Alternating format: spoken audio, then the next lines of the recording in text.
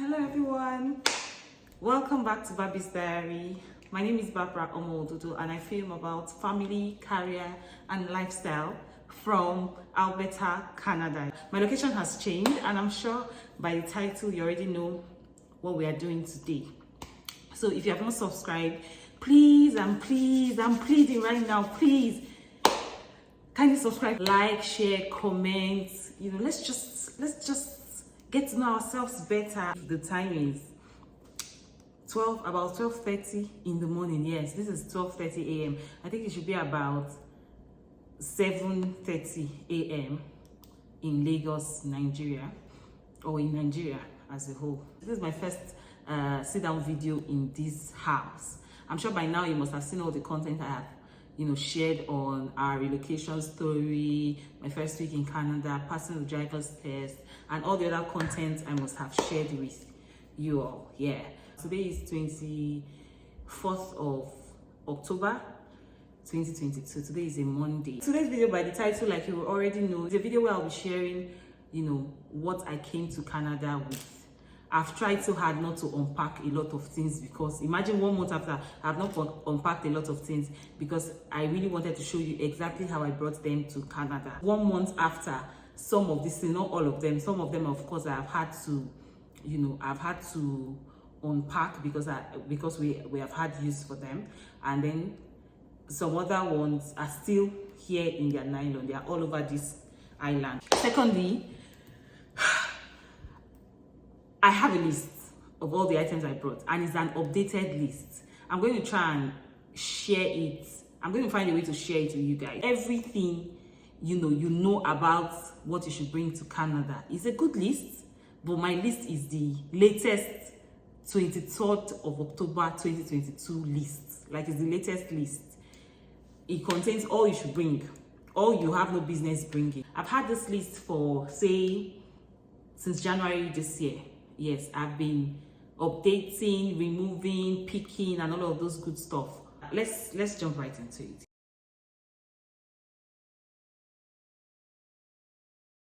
First on my list are travel boxes. So personally, we did not use a lot of travel boxes. We did not have to buy any box. So we had some boxes at home that we carried along with us, but we did not have to invest money buying extra boxes because boxes take a lot of space. So we used what Nigerians call traveling bags. Ghana must go. Apologies to all my Ghanaian followers or subscribers, yeah, but it's called Ghana must go. Yeah, I know there's one they call Musibu bags. So those are bags that do not have a lot of weight. We had 8 23 kg check-in luggage and then 4 7 kg hand luggage. Let's even start with your documents to carry, right? That is really important. I would advise that you divide your documents into 2. So you're going to need your international passport, your confirmation of permanent residency, which is your COPR.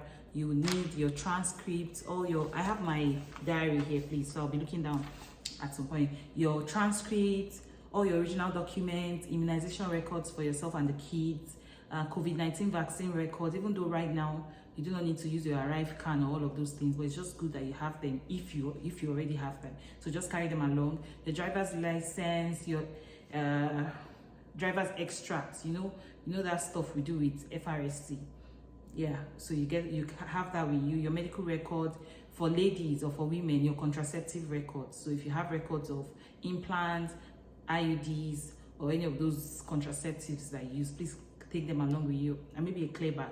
But for me, like I said, I divided my important documents, essential. These are the first things you should pack, please. Your essential documents, right? I divided mine into 2. I'm going to show you what it looks like. So I have 2 folders. This is what they both look like. This is a really heavy one, and this is the lighter one. So what I did was, for these 2 folders, this one contains all our credentials, original birth certificate, everything, all the essential certificates we've had since they gave birth to us. And by we, I mean my husband, myself, and our 2 kids. And then here I have, this one I checked in with our other luggages. because my intention, or why I have two separate bags, this was the one I had with me throughout the journey. So this has, obviously, would have our international passport, our COPR, which is confirmation of permanent residency, confirmation of permanent residence. It has our COVID-19 records, yeah, and just all of those few stuff. That's why it's a much lighter bag. Yeah, so I did not want to carry all, you know, you're supposed to pack them up together, but I did not want a situation whereby if we lose it, we lose everything. Okay, both the passport and the COPR and our essential credentials. So I said, okay, you know what, let's check in this one that we would not need on the journey. So all your birth certificates, your university or your degree certificate, your NYC stuff, you don't need them now on the journey. So I had this checked in. So you might want to adopt that too, so you don't have too many hand luggages or too many credentials on you, and so that it doesn't get missing. So I did that. So that's why I brought it. I brought this to show you guys. Another important thing to consider, you need a scale, a travel scale. So because we wanted to still rescale, in case we had issues at the airport, we were going to rescale some of our bags. But somehow, I didn't even know that this was still in the bag when we got here. You have to get like a scale. I got this from an online vendor. It's really accurate because all our bags weigh exactly what they should weigh. You didn't have to pay for extra luggage. If it's during winter you're coming, please get your winter jackets and boots and all of those things. For ourselves, we got winter jackets, but we really did not need winter jacket because we're just coming in. We came in at the tail end of summer, so a cardigan or a sweater would have been appropriate, but I mean, we bought it and it's not going to waste. We're still going to use it anyway. So, but don't spend too much money on it, because when you get here, you'll still have to buy another winter jacket that is fit for the weather here. Hand gloves, of course, if it's still winter, you need thick socks. I got a lot of thick socks for myself and for the kids.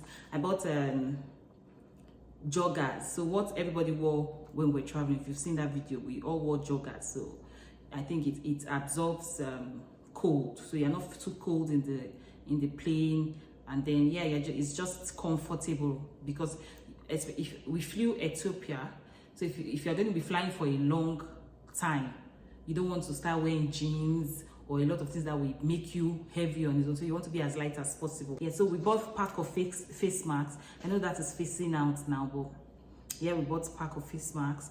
In my list, I have neck rest and eye cover. So neck rest is for your neck, and my husband was like, what do you need that one for? It was in the list, so if you think you need it, please do well to buy. But for the eye cover, because we came in with Ethiopia, like I mentioned, they provided eye cover, they provided socks, they provided like a blanket, and then they even gave like small tube toothpaste, a toothbrush. So they just gave us some stuff that helped us to, you know, feel comfortable in the airplane. Your laptop, of course, if you have one. Your phone charger, I forgot mine, but yeah, come along with your phone charger, your power bank. You know, I thank God I had my power bank with me. So since I came to this town, I'm using my power bank to charge my phone. So please ensure that you carry your power bank. I came with a pack of handkerchief, which was very useful on the way, because in that, especially in that Lagos airport, trust me, you will sweat. Let's continue. Wipes. So I prefer wipes to handkerchief, because they can also act like, with wipes it has water, so if your hand is oily or something, it can do the work. So your universal adapter, this is what it looks like. Okay, this is the one that has this is how the Canadian mouth is. Yeah, so I got this one. I bought two of that. I bought USB cords, of course, different type for different things. Change of clothes. Okay, so for the kids, I came with change of clothes. I'm rolling my eyes because I even took change of clothes for myself that I never used, right? But for the kids, aside from what they had on, the joggers they had on, I also took 2 separate pairs of change of clothes, just so that in case somebody spills up or there's something I need to change somebody, they'll be fine. I carried Crocs for them, and it was useful on the plane, because when they got really tired of wearing heavy boots or canvas, I could easily just change them into their Crocs and they were fine. So it was when we were about to land in Toronto that I wore them the canvas again. Then for the kids, I wanted to carry stationaries so that they don't get bored in the plane because we had a long flight that lasted, I think, 19 hours or something. But luckily for me, I actually carried crayons, I carried coloring books, I carried 2A notebooks. Guys, I'm an overpacker, I've told you before. But we did not end up using all of those things because Ethiopia also gave them the coloring, it gave them a bag. Okay, gave my daughter, they didn't give my son, I think he was much older, but they gave my daughter a bag that had coloring books, that had puzzle and a dinosaur. For travel snacks, I carried kids snacks, all those mini-me chin-chin, munchies.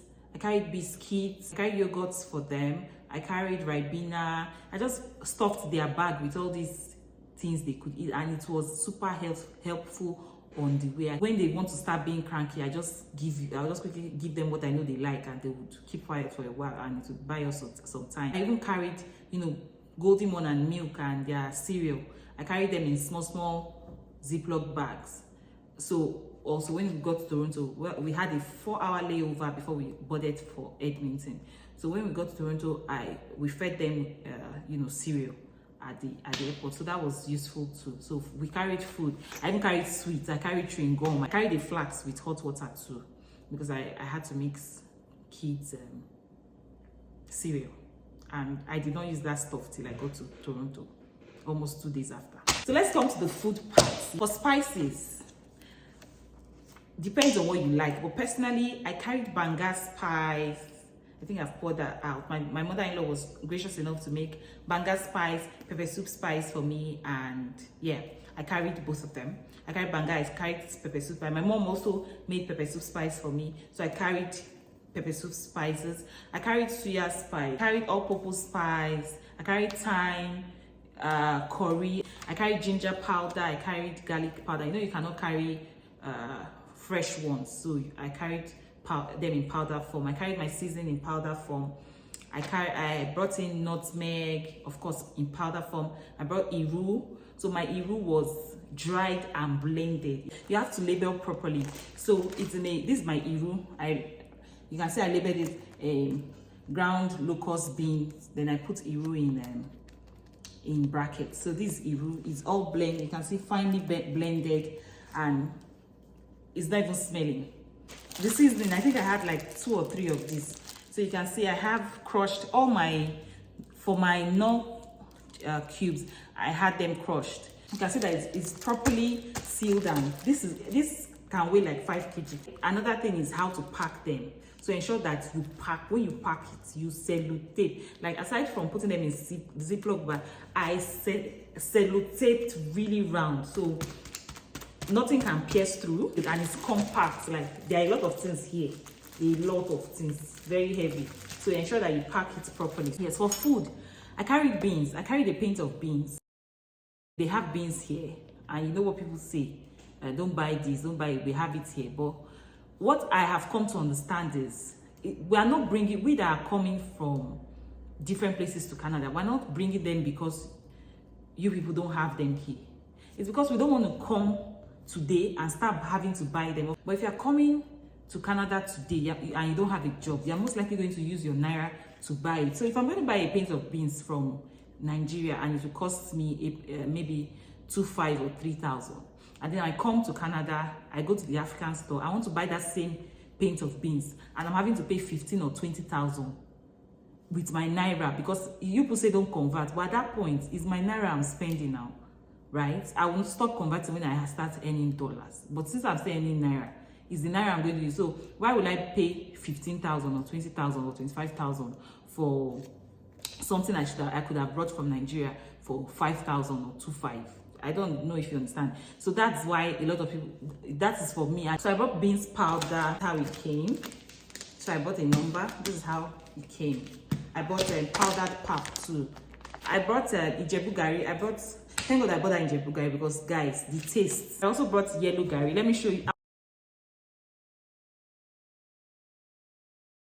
You can bring Indomie, because I did not bring Indomie. I've had to buy Indomie in this town. I'm sure I'll be on my second carton now. and this Indomie cost, I think, almost $25 or $30. That's a lot of money. So if you can bring, or if you have the space to, please, by all means, bring at least 1 carton. It will take you till you can start earning your Canadian dollars. Okay. Stock fish, I brought a lot of them. My mother-in-law, you know, helped with the stock fish. I'm sure you saw all the video when she brought them to me. Smoked fish, I have them. I packed them like this. They are not smelling. Smoked fish, you can see in Ziploc bags. Then I would, once I use the zip, put it inside Ziploc, I will now use cellotape. I bought big cellotape, that biggest size, the transparent one. I bought the paper one. I use them for this, and I bought markers. So you should also get them. So once I finish putting in Ziploc bag, I will now sellotape round. So it's not going to spill, it's not going to pour, it's not going to, nothing is going to, even if you press it, it's not going to, the nylon is not going to tear. And then the label doesn't go off, because after writing with paper, I still sellotape with the transparent one. So the label is there, it's not going to peel off. Oporoko, different size. I pack them like this. So everything you're packing, please pack them in transparent nylons. Okay, I have crayfish that in the fridge. There's only bringing. I'm sure you must have seen that. Ground pepper, I have that. I've poured it out. Cameroon pepper, I brought granules. I brought ogbono, I brought egusi. You can either blend it, but it's good if you bring it by in seed. Just blend a little quantity that you can use once or twice, but the rest bring them in seed so that they don't lose their taste. I brought a number of golden mon because my son takes golden mon. I brought zobo leaves, which I have not done. It's still in the fridge. But all those things that you don't get to see every day, I'm not just making them because I have them. So I'm going to wait. When I really feel like eating them is when I'm going to bring them out. So like my zobo is when I really feel like having that taste, I'm going to use that. Even my suya spice is the day that I really feel like suya. I'll just go and bring out that suya spice. I use it to make, you know, something. Yeah. I brought Milo. I just brought one big size. Same for peak milk. I brought one big size. They have here. Dried leaves. I brought a number of dried leaves. So I brought ugu leaf. I got bitter leaf. I got scent leaf. I got beletete. That's banga leaf. I didn't bring spaghetti. I mean, they have spaghetti here, and it's not pretty. It's not really expensive. Well, I can't really say because all the spaghettis I've been eating since have been the ones that Vanessa gave to us. So I don't know if spaghetti they are expensive. My kids cereal. This is for Ruby. I just removed it from the pack. This is like Nutri-Bomb or something. I removed it from the pack and then I put it in the Ziploc like this. Yeah, I think this is the last one remaining. So I put it and named it exactly what's on the body, maize cereal. They also take different types of peak milk. So as you can see, this is peak 1, 2, 3. My son, the yellow one is for Ruby, pick 1, 2, 3. My son takes